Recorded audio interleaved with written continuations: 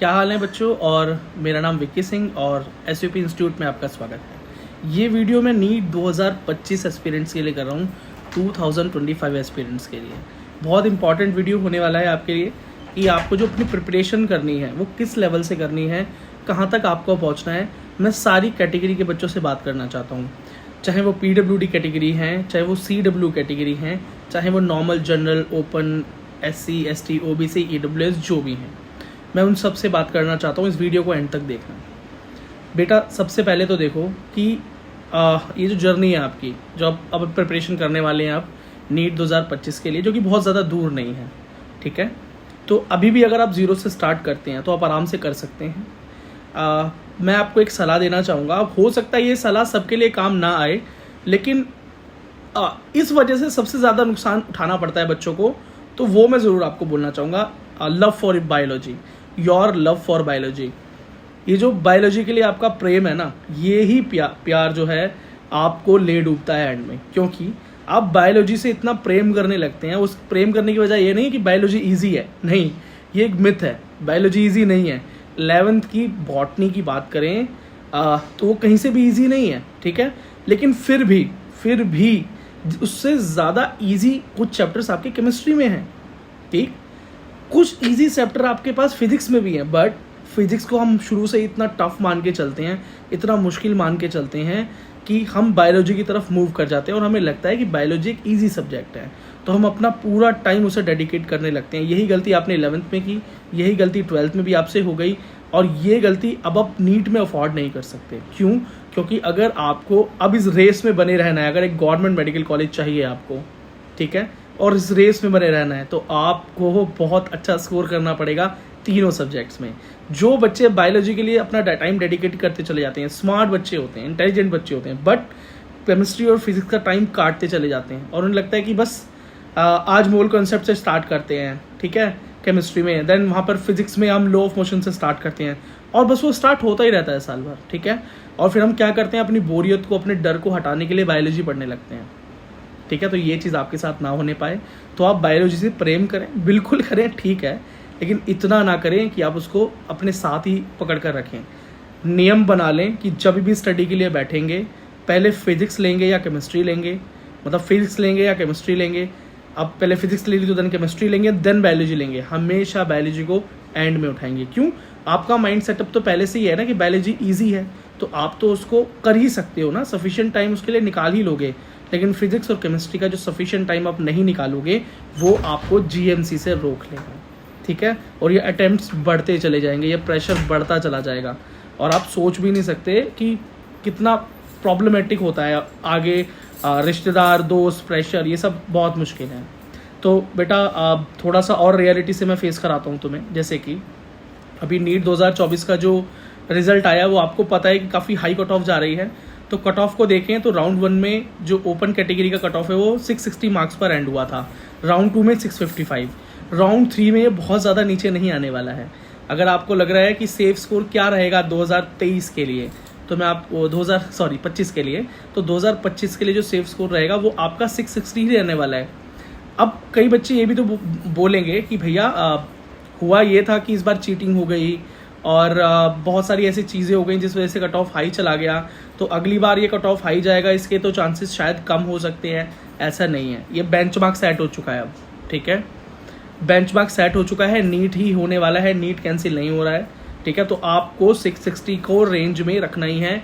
इससे ऊपर जाओगे तो अच्छे कॉलेजेस में जाओगे, इतने पर रहोगे तो GMC तक पहुंच जाओगे, इससे नीचे चले गए तो काउंसलिंग में स्ट्रगल करोगे और बहुत ज़्यादा मुश्किलें पेश आएंगी आपको। इसी तरीके से OBC की बात करें तो 658 राउंड 1 में, अभी राउंड 2 में 655 पर लास्ट हुआ। EWS के लिए 654 था राउंड 1 में, और राउंड 2 में 650 पर एंड हुआ। SC के लिए 575 था राउंड 1 में, राउंड 2 में 560 पर एंड हुआ, और ST के लिए 544 था फर्स्ट राउंड में, और 536 पर राउंड 2 में एंड हुआ है, ठीक है। मैं कंपैरिजन करूं अगर इसका नीट 2023 से, मतलब पिछले साल से, तो कितना इंक्रीज़ है। जैसे कि राउंड 1 में 618 नंबर, 618 पर बच्चे को कॉलेज अलॉट हो गया था GMC लास्ट, ठीक है।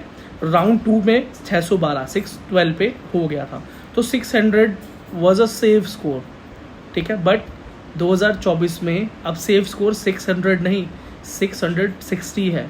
तो अगर आप बोलोगे कि भैया एन एवरेज 50 नंबर बढ़ चुके हैं, तो ये झूठ नहीं है। और ऐसा ही होने वाला है अगले साल भी, 2025 में भी। मैं डरा नहीं रहा हूँ आपको, बस मैं आपको ये बता रहा हूँ कि आपको एनसीईआरटी पर बेसिक, मतलब एनसीईआरटी पे फोकस रहना। एनसीईआरटी को समझने के लिए कोई सपोर्टिव मटेरियल लेना चाहते हो वो ले लेना, बिल्कुल किसी दूसरी बुक पर मत जाना, बाहर से नहीं आता है कुछ भी। सिलेबस एनसीईआरटी से ही कवर होता है, और एनसीईआरटी आपको एक गवर्नमेंट मेडिकल कॉलेज में पहुंचाने के लिए सफिशिएंट किताब है, ठीक है। तो बहुत ज़्यादा स्टडी मटेरियल के चक्कर में अपना समय खराब ना करें, ये बात मैं आपको अभी बता रहा हूँ। आपके पास बहुत टाइम बचा नहीं है, बच्चे बहुत टाइम पहले से प्रिपरेशन कर रहे हैं, तो आप ऑलरेडी रेस में पीछे हो चुके हो, ठीक है। और आप बोलोगे भैया ये रेस है क्या? यस, ये एक रेस है, ठीक है। तो आप इसको अपने आप पे स्ट्रेस मत डालो, लेकिन अपनी लाइफ का बेस्ट देने की कोशिश करो। अब 2025 में अगर आपको एक अच्छा कॉलेज चाहिए तो आपको 660 से ऊपर ही जाना होगा, ठीक है। देखो, मैं तो हर कॉलेज को अच्छा कॉलेज ही मानता हूँ, बट सबकी एक प्रायोरिटी होती है, प्रेफरेंस होती है। कोई दिल्ली आना चाहता है, कोई मुंबई जाना चाहता है, कोई राजस्थान में जाना चाहता है, कोई महाराष्ट्र में मतलब मुंबई मतलब गोवा जाना चाहता है, जो भी है, कोई नागपुर जाना चाहता है, जो भी उन्होंने टॉप कॉलेजेस मान रखे हैं। बट अगर आपके मार्क्स 660 होते हैं तो उस रेंज में भी, इतने मार्क्स लाने पर भी आप सिर्फ और सिर्फ इस स्थिति में पहुंच पाएंगे, इस कंडीशन में पहुंचेंगे कि आप कॉलेज चूज नहीं करेंगे, कॉलेजेस आपको चूज करेंगे। आप अपने मनपसंद कॉलेज में जा पाएंगे नहीं जा पाएंगे, इसकी कोई शॉर्ट गारंटी नहीं होगी, लेकिन गारंटी तब हो पाएगी जब आप 660 से ऊपर जाएंगे, मतलब 680, 690, 700, 720, ठीक है। तो बिल्कुल ये बहुत बड़ी चीज़ है। देखो, अगर आप ये काम कर सकते हो तो ड्रॉप भी लो, अगर आप ड्रॉपर हो सकता है ना। आप ड्रॉप ले रहे हो तो इसी तरीके से ड्रॉप लेना, ये सब सोच लेना, ये कट ऑफ है। ओबीसी के लिए बात करूँ तो वो भी बेटा 650 से नीचे की ना सोचे, 650 के नीचे उसका भी काम नहीं बनेगा ऑल इंडिया में। ईडब्ल्यूएस के लिए भी बेटा कट ऑफ 650 के आसपास ही है, कुछ भी डाउनफॉल नहीं है, ठीक है। एससी के लिए कट ऑफ बेटा मैं बिल्कुल 560 बोल रहा हूँ, 560, 560 कम से कम एटलीस्ट। और एसटी कैटेगरी के लिए कम से कम 530 नंबर, 530 मार्क्स होने ही चाहिए 2025 में, ठीक है। तो अपनी स्ट्रेटेजी बनाने में लग जाओ, टाइम बहुत ज़्यादा बचा नहीं है।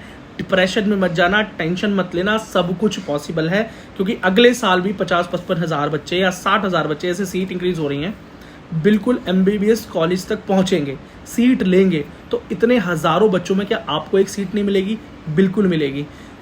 और वैसे भी बहुत बड़े सरप्राइजेज हैं जो मैं आपके लिए लेकर आना चाहता हूं, जैसे कि प्रिपरेशन के बाद बच्चों को सबसे बड़ी प्रॉब्लम होती है काउंसलिंग की, और काउंसलिंग में बहुत बड़ी गलतियां हो जाती हैं। जैसे कि राउंड 1 की एक गलती मैं आपको बताता हूं। अभी बच्चे को राउंड 1 में मौलाना आज़ाद मेडिकल कॉलेज मिला, वो अपग्रेड के ले गया। अब वो इससे ऊपर कहाँ अपग्रेड करना चाहता होगा? आप सोचो, अगर आप उस बच्चे की जगह हो तो आप कहाँ अपग्रेड करना चाहोगे? तो आप अपग्रेड करना चाहोगे एम्स दिल्ली में, राइट। लेकिन उस बच्चे को अलॉट होता है राउंड 2 में एम्स नागपुर। ऐसा कैसे हो गया? और एम्स नागपुर जो है अच्छा कॉलेज है, लेकिन वो कहीं भी मौलाना आज़ाद के कंपैरिजन में देखेंगे तो उससे ऊपर तो नहीं है। तो ऐसा क्यों हुआ? ऐसा इसलिए हुआ क्योंकि बच्चे ने प्रेफरेंस लिस्ट बनाने में गलती कर दी, ठीक है।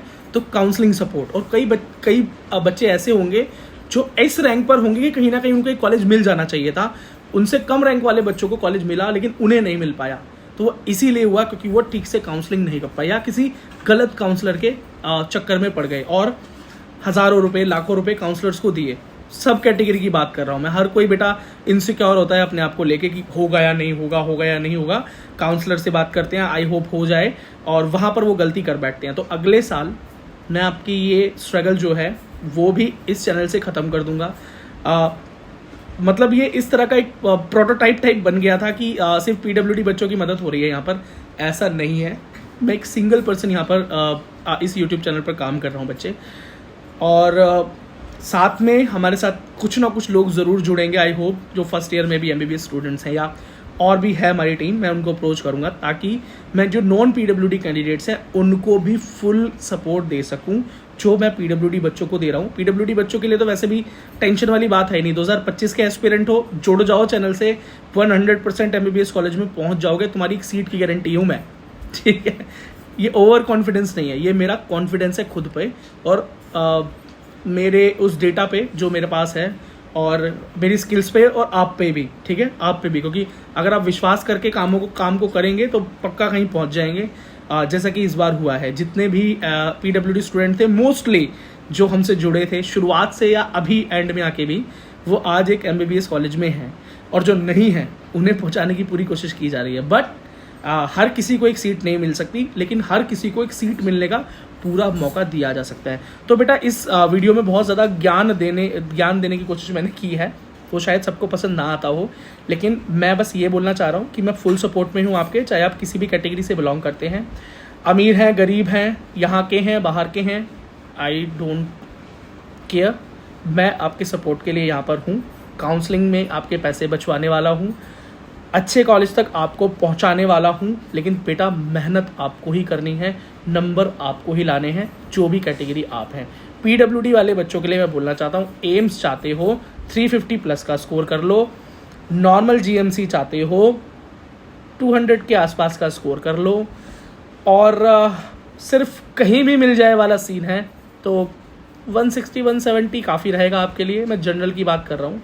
और अगर आप SC हैं या ST हैं, SC या ST हैं या OBC हैं, तो फिर आप 160 पे भी कॉलेज आपको मिल जाएगा। मतलब ST में तो बात करूँ तो आपको 130 पर भी कॉलेज मिल जाएगा। But next year qualification mark क्या होने वाले हैं, खैर बहुत ज़्यादा इंक्रीजमेंट तो नहीं होगा, पर फिर भी अगर मान लीजिए 10 नंबर का भी हो गया तो कम से कम क्वालिफाइंग मार्क्स आपके होने ज़रूरी हैं कि आप काउंसलिंग में पार्टिसिपेट कर सकें। बाकी जिम्मेदारी मेरी है, ठीक है बच्चों। तो चैनल पर पहली बार आए हो और इतनी देर तक मुझे सुनकर पके नहीं हो, तो वीडियो अच्छी लग रही होगी, इसीलिए तो वीडियो को लाइक कर दो, चैनल को कर दो सब्सक्राइब। कोई क्वेश्चन है तो नीचे कमेंट सेक्शन आपके लिए खुला हुआ है, और भी जो आपके साथी हैं उसे SPP इंस्टीट्यूट के चैनल से जोड़ें। चाहें तो आप हमारे चैनल को एज ए मेंबर ज्वाइन कर सकते हैं, जिससे कि चैनल को भी सपोर्ट मिलेगा, हम भी ग्रो होंगे, और आपको भी विशेष प्रायोरिटी हमारी तरफ से मिलेगी जब भी आप कमेंट करेंगे या लाइव सेशंस में आएंगे, ठीक है। So thank you so very much for watching till the end.